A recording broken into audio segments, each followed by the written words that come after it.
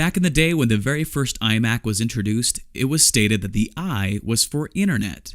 Back then, it was hard to set computers up for an internet connection, and the iMac was one of the first computers that made it very easy. The ad stated, "There's no step 3. Well, today it's even easier to connect your Mac to the internet, and even more so, almost every app on your Mac takes advantage of the internet. Here are some reasons why it's so great to connect your Mac to the internet. With an internet connection, you can now send email with Mail,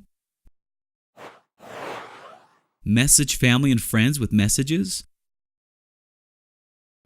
browse and download new apps from the App Store, share photos in a photo stream with iPhoto, upload a video you made with iMovie, sync your contacts and calendars with iCloud, and most importantly, you can browse the web with Safari.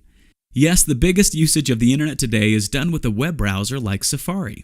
It is our window into the World Wide Web where we can browse popular websites such as Facebook, YouTube, Amazon, Twitter, Pinterest, and millions of other websites in the ocean of data that is available for us to explore with our web browser. That's why they sometimes call it surfing the web.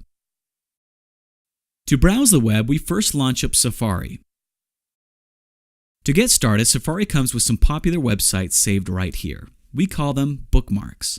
To visit one of the default saved websites, simply click on it. If you are seeing this screen or something similar, it's most likely that you are currently not connected to the internet. Try checking that Wi-Fi is on and you are connected. Clicking these bookmarks makes it easy to browse on the most popular sites. However, the real power of Safari web browser is the address and search field up here on the toolbar. This is how we search and browse the web. To search the web, we simply enter a word or phrase in the address and search field and then hit Return on your keyboard.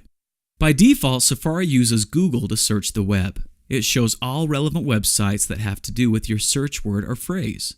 By clicking one of the Google search result links, you'll then visit that website. Sometimes you know what you're looking for, such as if I Googled Learn to Mac, I can see that the top result is the website learntomac.com. But other times you are just browsing websites about a certain topic. For example, you may perhaps ask a question, what is Apple's web browser? And you'll see Google's top result is Apple's web page about Safari. There are many other search tips and tricks, but that should get you started with searching and browsing the web. The other thing that we can do in the search and address field is enter a web address directly. First off, what is a web address? Well, in technical terms, a web address is a uniform resource locator, which we abbreviate to be called a URL. But non-technical terms, we call it a web address or sometimes just a link. It's what we use to go to a website. They typically end in .com, .net, .edu, etc., and are all lowercase with no spaces. For example, apple.com is a web address or URL. If we typed in apple.com in our address and search field, we will be sent directly to Apple's website. If we just searched for Apple, you can see that the first result is Apple's website, which if we clicked it, it would just send us to apple.com. So knowing the web address to a website you want to visit can save you an extra step of searching first and let you go directly to the website. But be careful not to guess a web address. If you are wrong, you may be sent to a website you didn't want to go to. So we always say, when in doubt, Google it.